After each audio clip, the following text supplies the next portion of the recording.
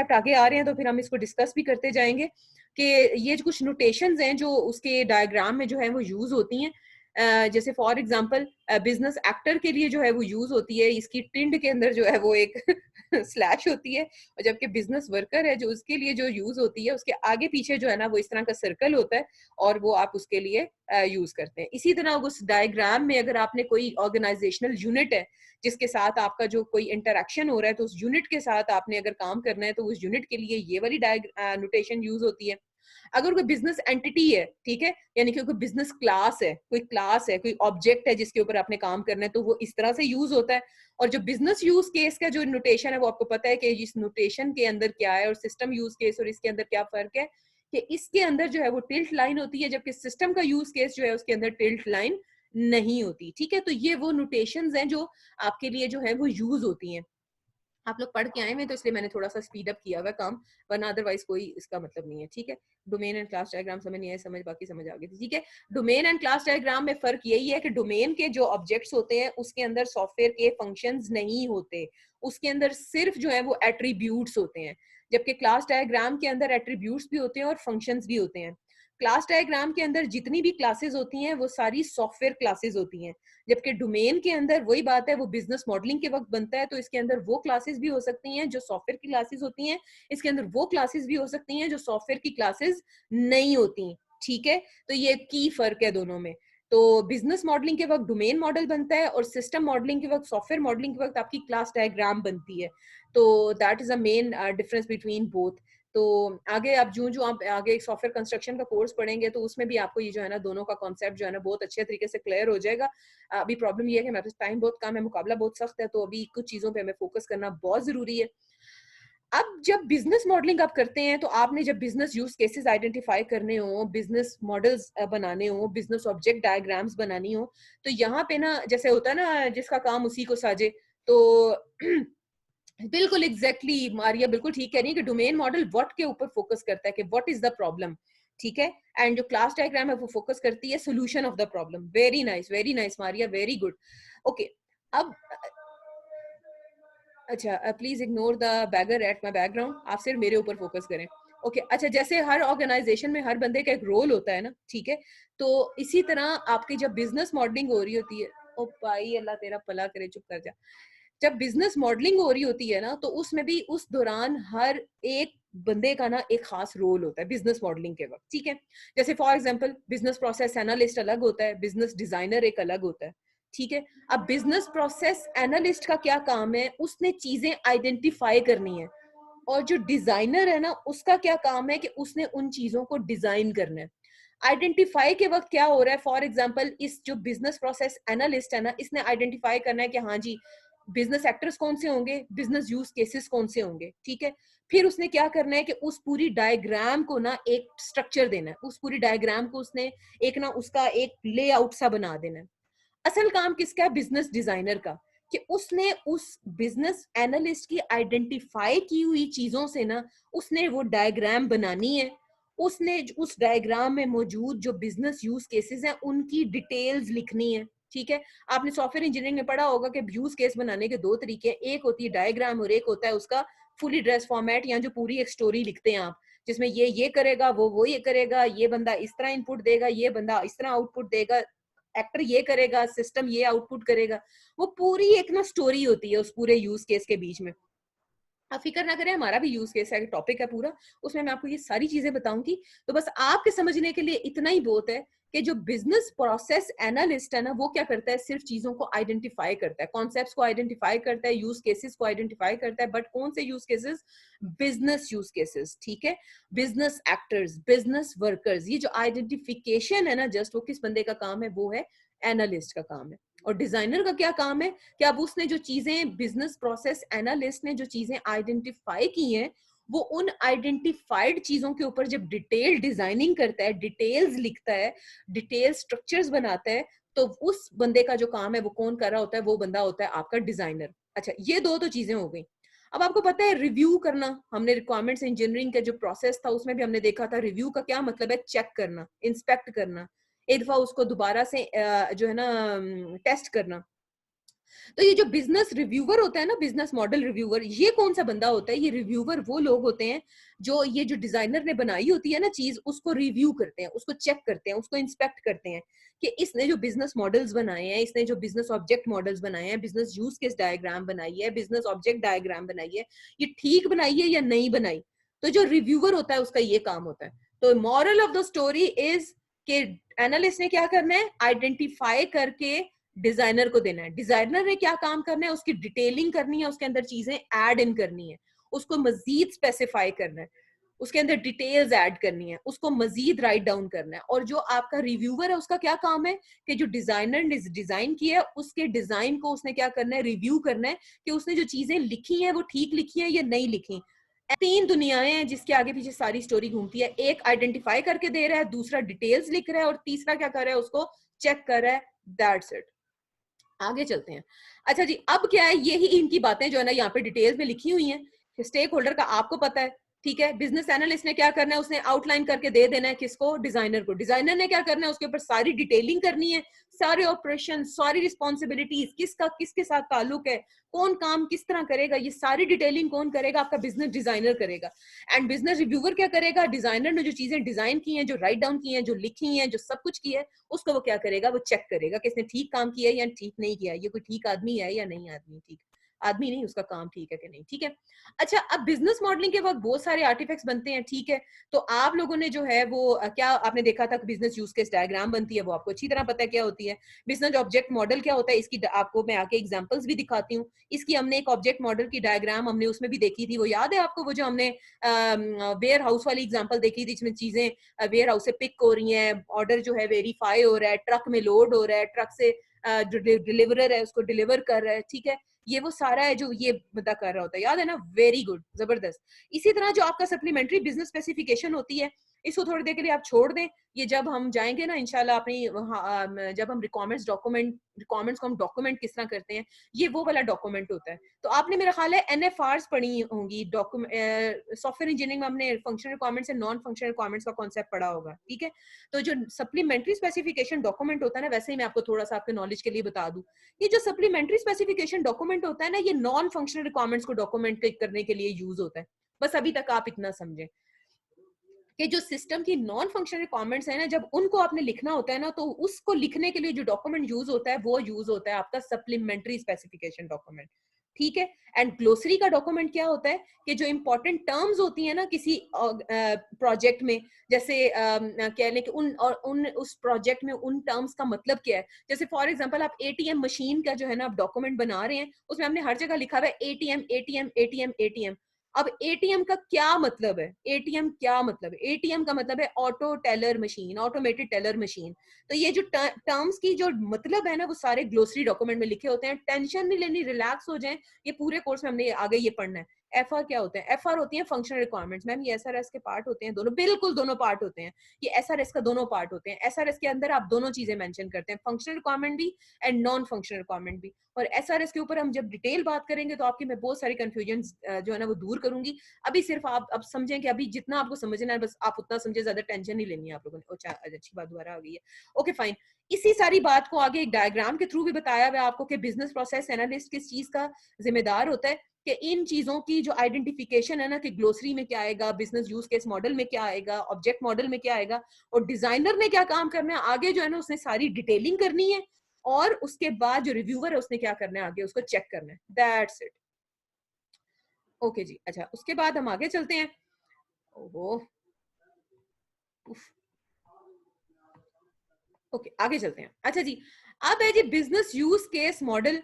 वो आप पढ़ के आए हैं कि बिजनेस यूज केस मॉडल क्या बता रहा होता है। उसमें एक्टर्स होते हैं, उसमें वर्कर्स होते हैं, उसमें आपके पास बिजनेस यूज केसेस होते हैं। वर्कर वो होता है जो इनसाइड द बिजनेस अपना रोल्स परफॉर्म कर रहा होता है और दूसरे जो बिजनेस वर्कर्स होते हैं उनके साथ इंटरेक्ट कर रहा होता है।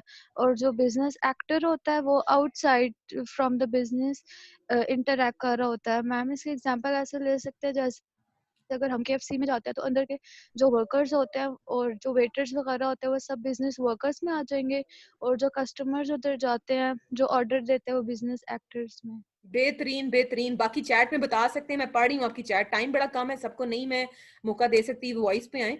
बिल्कुल ठीक लिख रहे हैं और बिल्कुल ठीक बता रहे हैं।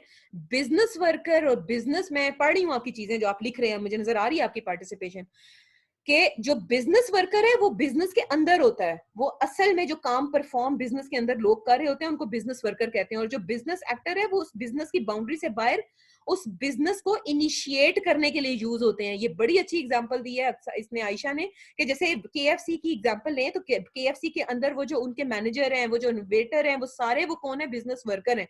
और जो आप हैं, आपने जाके एक इनिशिएट किया कि मुझे जो है ना ये काम कर दो, आप बिजनेस की बाउंड्री से बाहर हैं, मगर आप एक रिक्वेस्ट कर रहे हैं उनसे कि मेरा ये काम कर दो, तो आप कौन है, वो आप बिजनेस एक्टर हैं। ये बात याद रखनी है आपने, ठीक है। Business worker inside the boundary काम करता है और business worker outside the boundary काम करता है, मगर बिजनेस एक्टर जो है वो बिजनेस वर्कर से कम्युनिकेट करता है एक काम को कंप्लीट करवाने के लिए, ठीक है। इनिशिएट जो होता है ना वो कौन करता है, वो बिजनेस एक्टर करता है, और उसकी रिक्वेस्ट को जो फुलफिल कर रहे होते हैं वो कौन कर रहे होते हैं, बिजनेस वर्कर्स कर रहे होते हैं। जैसे मिसाल के तौर पे आप बैंक में जाएं, बैंक के अंदर आपने अकाउंट खुलवाना है, तो आप जो है वो एक बिजनेस एक्टर हैं, आपने अकाउंट खुलवाने की रिक्वेस्ट की है। अब जो बिजनेस वर्कर अंदर कौन है, वो बंदा जो मैनेजर है, जो अकाउंटेंट है, वो जो सारे अंदर काम कर रहे हैं, वो सब कौन है, बिजनेस वर्कर है। अच्छा मुझे चैट में बता दें कोई ऐसा बंदा जिसको कोई कंफ्यूजन तो नहीं है एक्टर एंड वर्कर के बीच में, कि ये एक्टर और वर्कर में क्या फर्क है। Are you people clear about this? ये क्लियर होना बहुत जरूरी है। क्लियर है? बिल्कुल जबरदस्त, बिल्कुल ठीक है, कोई कंफ्यूजन है, वेरी गुड। देखें अभी आप पढ़ के आते हैं ना तो आपको क्लियर होगी चीजें, नहीं पढ़ के आएंगे तो मैं यहाँ जितनी मर्जी तकरीर करती रहूंगी, आपको समझ नहीं आनी। अच्छा अब चलते हैं हम एक स्टेप आगे। एक मैंने आपको पढ़ने को दिया था, एक था बिजनेस यूज केस और एक था सिस्टम यूज केस। चले जी, कुछ बच्चे चैट पे बताएंगे और कोई वॉलेंटियरली हाथ खड़ा करके बताए कि क्या फर्क है एक्चुअली द सिस्टम रूल। बिल्कुल ठीक है, हाँ जी, वॉलेंटियरली हाथ खड़ा कर दें, कौन है जो बताएगा। हाँ जी सिमरन परवीन जी, बेटे आप माइक ऑन करो अपना, बाकी लोग चैट पे बताएं, मैं पढ़ रही हूँ। मैम बिजनेस यूज केस में नॉर्मली हम वो ब्लैक बॉक्स का आपने बताया था, वो उसका मतलब ये कि उसमें कोई भी हम ये नहीं देखते कि वो ऑनलाइन है या फिर मैनुअली है, उसको ओवरऑल ही देखते हैं। और उसमें मैम एक्चुअली बिजनेस में ये होता है कि जो यूजर्स की एक्सपेक्टेशंस होती हैं उसके अकॉर्डिंग मतलब यूजर बिजनेस यूज केस जो होता है वो वर्क करता है। और एग्जैक्टली सिस्टम यूज बिल्कुल। केस जो होता है वो सिस्टम मतलब सिस्टम एक्चुअली कैसे वर्क करता है उसके। शाबाश शाबाश यार, तुम लोग जबरदस्त जीते हो कसम से, क्या बात है, क्या बात है आप लोगों की, बिल्कुल सही कह रहे हैं।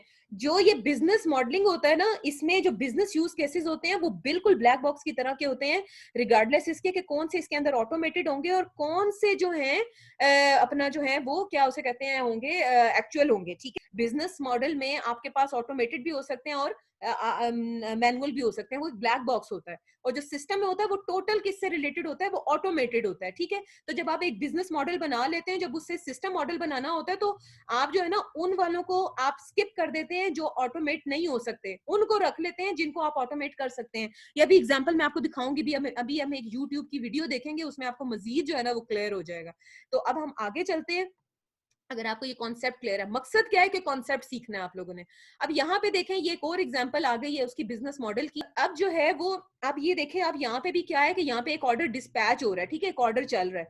तो कस्टमर जो है, यहाँ पे एक छोटी सी मिस्टेक है कि कस्टमर जो है यहाँ पे आपका बिजनेस एक्टर है, बाकी सारे आपके जो है ना वो बिजनेस वर्कर हैं। तो इनके आगे पीछे जो है वो क्या लगेंगे, ये गोले लगेंगे, क्यों, फाइनेंस कंपनी जो है वो एक आपका बिजनेस वर्कर है, पोस्ट सेल सर्विस आपका एक, सप्लायर आपका एक वर्कर है, मैन्युफैक्चरर आपका एक वर्कर है, कस्टमर आपका कौन है, ये आपका बिजनेस एक्टर है, ठीक है। कस्टमर बिजनेस एक्टर हमेशा रिक्वेस्ट करता है और जो बिजनेस वर्कर है वो क्या करते हैं, उसकी रिक्वेस्ट को क्या करते हैं, वो फुलफिल करते हैं, ठीक है।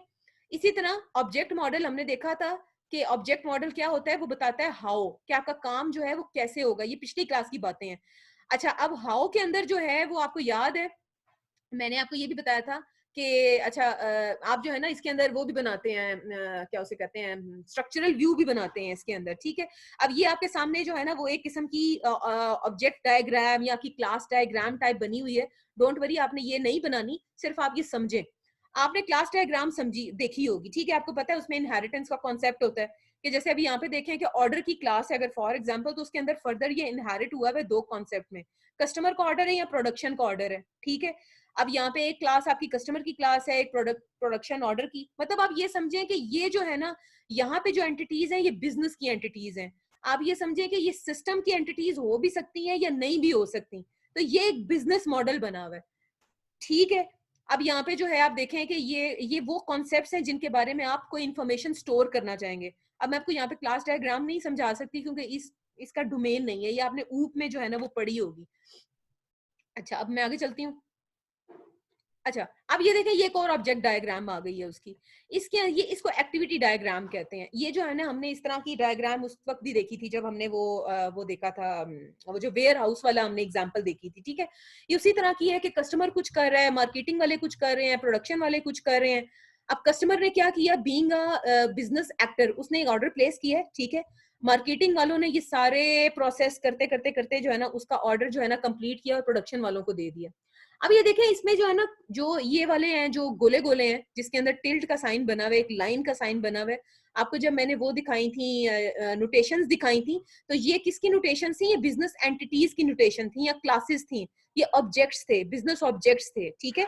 तो यहाँ पे एक ऑर्डर का ऑब्जेक्ट है, कस्टमर का ऑर्डर का ऑब्जेक्ट है, जिसमें फिर प्रोडक्शन ऑर्डर का ऑब्जेक्ट है। मुख्तलिफ स्टेजेस पे मुख्तलिफ ऑब्जेक्ट्स जो है वो क्रिएट हो रहे हैं और मुख्तलिफ स्टेजेस पे मुख्तलिफ ऑब्जेक्ट्स के ऊपर जो है वो कोई प्रोसेसिंग जो है ना अप्लाई हो रही है। तो ये जो बस आपको मेन कॉन्सेप्ट पता होना चाहिए, क्लासेस का कॉन्सेप्ट आपको पता होना चाहिए, प्रोसेसेस का कॉन्सेप्ट आपको पता होना चाहिए, दैट्स इट। अच्छा, आगे चलते हैं फटाफट से। अच्छा, अब यहाँ पे देखें, एक ये डायग्राम है, ये शायद आपने सॉफ्टवेयर इंजीनियरिंग में देखी हो, इसको कहते हैं आप सीक्वेंस डायग्राम।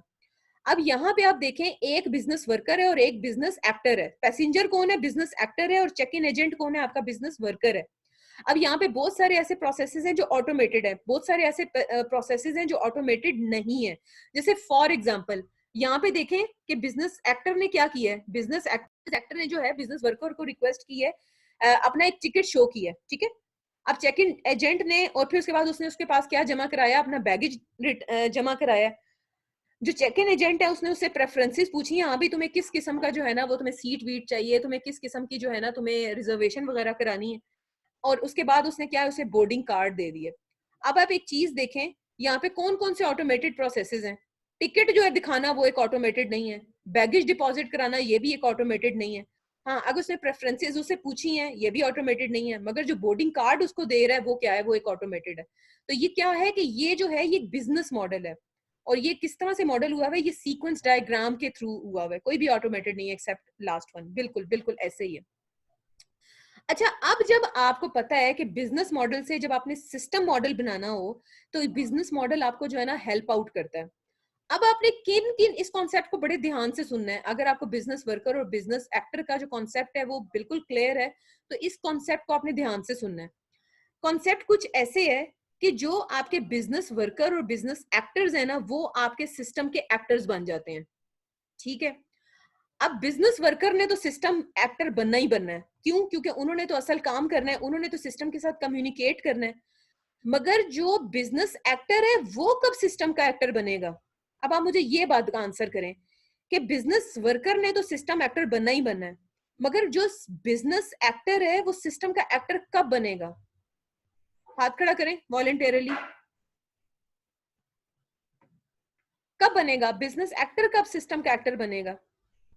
जी अजवा। मैम जब वो उसकी सर्विसेज यूटिलाइज करेगा तब। बिल्कुल, वो सिस्टम का एक्टर तब बनेगा जब वो डायरेक्टली कम्युनिकेट कर रहा होगा सिस्टम के साथ। आपको एक सिचुएशन बताती हूँ। एक सिचुएशन ऐसी है कि आप जो है ना, आप गए हैं एटीएम मशीन कह रही हूँ, आप गए हैं पॉइंट ऑफ सेल टर्मिनल पे, आप किसी कैश एंड कैरी पे गए हैं, आपने जो है ना वो एक चीज परचेज करनी है। अब जो काउंटर पे बैठा हुआ बंदा ऑपरेटर है, वो उस सिस्टम के साथ कम्युनिकेट कर रहा है, ठीक है। अब वो जो आप हैं वहां पे, अब वहां पे आप जो हैं वो इस वक्त एक बिजनेस एक्टर है, ठीक है। क्यों, क्योंकि आपने उसको रिक्वेस्ट की है कि मेरी जो है ना ये मेरी जो है ना चीजें उसके अंदर एंटर करके मुझे एक बिल बना के दे दो। अब जो वो काउंटर पे बैठा हुआ बंदा है, जो ऑपरेटर है, वो इस वक्त क्या है, वो बिजनेस वर्कर है, ठीक है।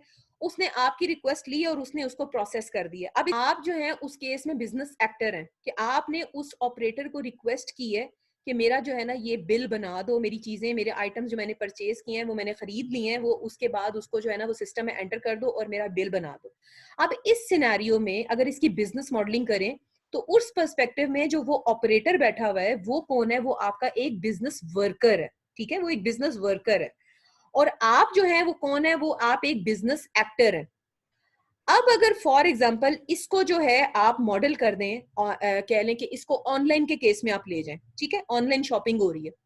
ऑनलाइन शॉपिंग के केस में सिचुएशन बदल जाती है। अब आप ही जो है वो बिजनेस एक्टर भी हैं। वाई?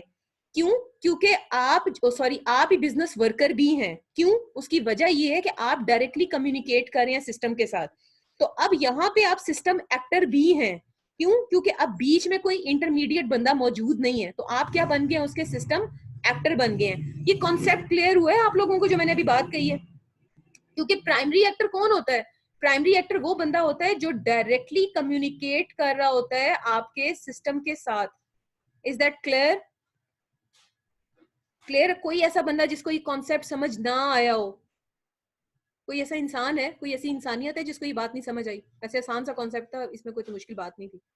ठीक है, तो यही बात यहाँ पे भी लिखी हुई है कि जो बिजनेस एक्टर है ना is a potential system actor if that business actor directly interact with the system under development often in E business applications. ठीक है, तो अल्हम्दुलिल्लाह आपको ये बात क्लियर है। यार आप बहुत इंटेलिजेंट हो, ये मैंने ऐसे नहीं कहा था। अच्छा जी, अब देखें एक एग्जांपल देखते हैं हम बिजनेस मॉडल की। मैम फिर आपको इनको डिफरेंट व्यू क्यों किया गया है जब इन द एंड एक्टर ने वर्कर ही बनना है? नहीं, ये बिजनेस मॉडलिंग के कॉन्सेप्ट है ना, मतलब आप कह लें कि वही बात है कि आपने बिजनेस मॉडलिंग पहले समझनी है।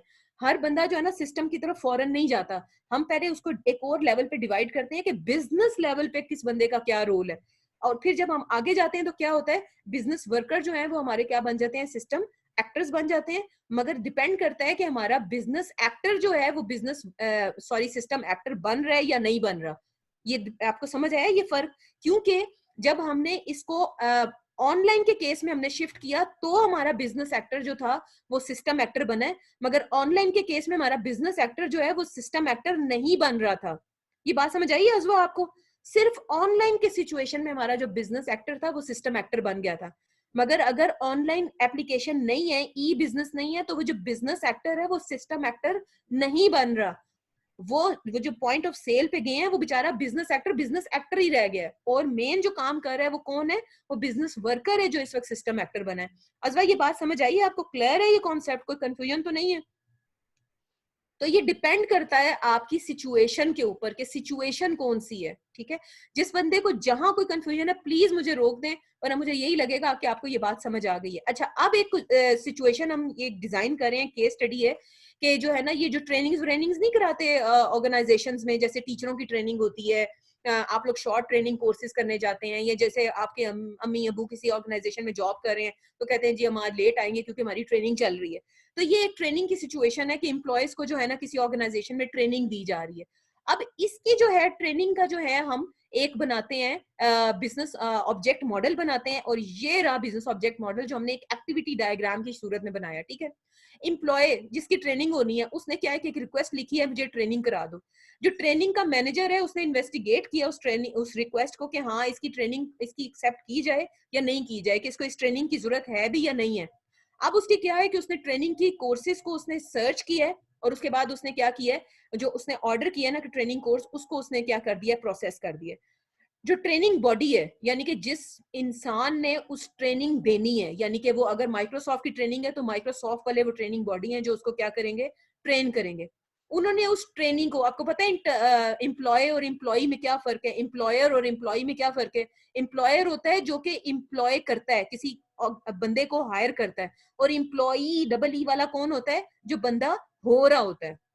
इसी तरह ट्रेनर कौन होता है? जो ट्रेन कर रहा होता है, और ट्रेनी कौन होता है? जो ट्रेनिंग ले रहा होता है। ठीक है, समझ आ रही है ये बात आपको? इसी तरह इंटर्नी कौन होता है? जो इंटर्नशिप कर रहा होता है बंदा। तो इसी तरह उन्होंने क्या किया, ट्रेनिंग बॉडी वालों ने ट्रेनीज को जो है वो इनरोल कर दिया कि ये ट्रेनीज है हमारे पास जो ये ट्रेनिंग करेंगे, ये वो लोग हैं जो ट्रेनिंग करेंगे। अच्छा, अब क्या हुआ, जो ट्रेनी था उसने क्या किया, अपने आप को एनरोल कर लिया फॉर अ ट्रेनिंग। वो उसने कोर्स किया जो भी उसने कोर्स करना था, और उसके बाद उन्होंने जो है वो इनवॉइस वगैरह जनरेट कर दिया। ये पूरी वो सिचुएशन है ट्रेनिंग की। Is that clear? अब ये पूरा बिजनेस मॉडल है। अब यहाँ पे बहुत सारे ऐसे प्रोसेसेस हैं जो कि आप ऑटोमेट करना चाहेंगे, और बहुत सारे ऐसे ऐसे हैं जो कि आप ऑटोमेट करना नहीं चाहेंगे। जैसे फॉर एग्जांपल इसके अंदर डू कोर्स, अब डू कोर्स का ऑटोमेटेड के साथ कोई ताल्लुक नहीं है। Do you agree? डू कोर्स एक बिजनेस मॉडल का पार्ट तो है, मगर उसका ऑटोमेशन से कोई ताल्लुक नहीं है। इसी तरह जो इनवॉइसेस वगैरह जो चेक हो रही हैं, उनका भी आपके ऑटोमेशन से ताल्लुक नहीं है इन पर्टिकुलर। जी सिमरन। मैम इसमें ऐसे मतलब कुछ है जो हम करना चाह रहे हैं, मतलब ऑनलाइन जो हो, और कुछ नहीं है, तो जी फिर जी, ये सिस्टम में होल मतलब ये कन्वर्ट नहीं हो सकता? और बिल्कुल ये बात बिल्कुल ठीक है अपना सिमरन, आपका क्वेश्चन बहुत वैलिड है कि हम क्या करें, डू कोर्स ऑटोमेटेड हो सकता है? नहीं, डू कोर्स का ये मतलब है अपना मारिया कि आपने कोर्स आपने कर लिया, आपने कोर्स मतलब कह लें कि आपने अप्रूव कर दिया, आप ये कोर्स कर रहे हैं। अब आप कोर्स कर रहे हैं, वो जो उसकी मॉनिटरिंग है वो आपके डोमेन का पार्ट नहीं है। जो आपने ऑटोमेटेड सिस्टम में नहीं लेके जानी ना चीजें, यानी कि जो आपका स्कोप का पार्ट नहीं है, उसको बिजनेस मॉडल में सिस्टम मॉडल जब आप ट्रांसफॉर्म करते हैं ना, उसको निकाल देते हैं। इस लेवल पे आप ये डिसाइड करते हैं कि आपने किन चीजों को ऑटोमेट करना है और किन चीजों को ऑटोमेट आपने नहीं करना, रिगार्डलेस इसके कि वो हो सकता है या नहीं हो सकता। ये बात समझ आई मारिया? करने का क्या आप करने, मगर आप ये डिसाइड करते हैं कि आपने करना है या नहीं करना। तो हमारे केस में हमने उसको नहीं करना, हमने डू कोर्स को ऑटोमेट नहीं करना, हमने पे इनवॉइस को ऑटोमेट नहीं करना। हमने जिन और चीजों को ऑटोमेट करना है, सिमरन आपके क्वेश्चन का आंसर भी ये है, वो जिन चीजों को आपने ऑटोमेट करना है ना, वो जाके सिस्टम मॉडल में जो है ना पार्ट बन जाते हैं उनका, और जिनको आपने ऑटोमेट नहीं करना वो बिजनेस मॉडलिंग के वक्त जो है ना वो फ्लश आउट हो जाते हैं। Is that clear? ये बच्चों को समझ आई है बात? तो यहाँ जी पे मैम। जो है ना, अब आपने डिसाइड किया है अगले स्टेज में कि मुझे किन किन चीजों को सिस्टम मॉडल सिस्टम का पार्ट बनाना है, कि मैंने जो रिक्वेस्ट लिखी है उसको मैंने ऑटोमेट करना है, मैंने जो इन्वेस्टिगेट की है रिक्वेस्ट उसको मैंने ऑटोमेट करना है, मैंने जो ट्रेनिंग कोर्सेज जिनको मैं ब्राउज कर रही हूँ, जिनको मैं सर्च कर रही हूँ, उनको मैंने ऑटोमेट करना है, मैंने जो एम्प्लॉय जो सेशन सिलेक्ट कर रहा है, किस सेशन में मैंने सुबह के सेशन में करना है, शाम के सेशन में करना है, मैंने उसको ऑटोमेट करना है, मैंने जो ट्रेनिंग के जो कोर्स के ऑर्डर मैनेजमेंट है मैंने उसको करना है, मगर मैंने किस किस को निकाल दिया है, मैंने उसकी जो है ना वो डू कोर्स को निकाल दिया है, मैंने उसकी इनवॉइस वगैरह के सारे उसको निकाल दिए। क्यों? क्योंकि ये मेरी अपनी चॉइस है। मैंने बिजनेस मॉडल के वक्त मैंने समझने के लिए तो मैंने सब कुछ लिख लिया है, मगर जब मैंने उस बिजनेस मॉडल से सिस्टम मॉडल बनाना है तो मैंने उन चीजों को निकाल दिया जिनको मैंने ऑटोमेट नहीं करना, तो मेरा स्कोप फाइनल हो गया। इस लिंक को खोलें जरा और इसको साथ देखते हैं कि ये क्या हो रहा है। इसमें आपको पता है क्या बता रहा है, पहले प्ले करने से पहले सुन लें। इसमें आपको ये बता रहा है कि इसमें आपको ये बता रहा है, हाँ जी, इसमें आपको ये बता रहा है कि आपने जो है जो बिजनेस मॉडल से जब सिस्टम मॉडल बनाते हैं तो उसका क्या प्रोसीजर होता है। वहां पे सेम यही काम हो रहा है कि जो बिजनेस ऑब्जेक्ट मॉडल है ना, उससे वो सिलेक्ट कर रहा है कि किसके जो है ना मैंने use cases system use cases बनाने हैं, या किसको मैंने जो है ना ऑटोमेट करना है। सिस्टम के यूज केस डायग्राम के अंदर कौन कौन से सिस्टम के यूज केसेस जो है वो शामिल होंगे, तो इसको जरा ध्यान से देखें और समझना ही है ना। यही बातें मैंने आपको बताई हैं अभी कि वहां पे बना हुआ है business model, business object model, ठीक है, और यहां से आपने उसको किस में ट्रांसफॉर्म किया है, सिस्टम मॉडल में, ठीक है। और वो देखें उसने क्या किया है, वहां से उसने वो जो पिक किए हैं, वो उसने देखा था ऊपर पहिए पहिए चल रहे थे, उसने पिक किए हैं वो वाले प्रोसेसेस जिनको उसने ऑटोमेट करना है, और उनको छोड़ दिए जिसको उसने ऑटोमेट नहीं करना, और जिनको उसने ऑटोमेट करना है उसमें उसने टू बी सिस्टम है, यानी कि जब use case system use case diagram उसने बनानी है तो उसमें वो क्या कर दिया, उनको सिस्टम यूज केसेस बना दिए, और उसके अलावा और भी बहुत सारे यूज केसेस ऐड करके आपकी एक फाइनल यूज केस डायग्राम बन गई है, जो किसकी डायग्राम है, टू बी सिस्टम की। एंड टू बी सिस्टम की डायग्राम हम क्या कहते हैं, सिस्टम यूज केस डायग्राम, और एज ए सिस्टम की डायग्राम को हम क्या कहते हैं, बिजनेस यूज केस डायग्राम, ठीक है। और इसके लिए जो है ये टूल भी बताया उन्होंने visualparadigm.com के, इसके अंदर आप जो है ना वो देखें, वो बता रहे हैं, वो आगे पीछे आप उसको जो है ना मूव करके देख भी सकते हैं कि इसका जो है ना कौन सा यूज केस है और इससे रिलेटेड पीछे जो है ना बिजनेस प्रोसेस कौन सा है।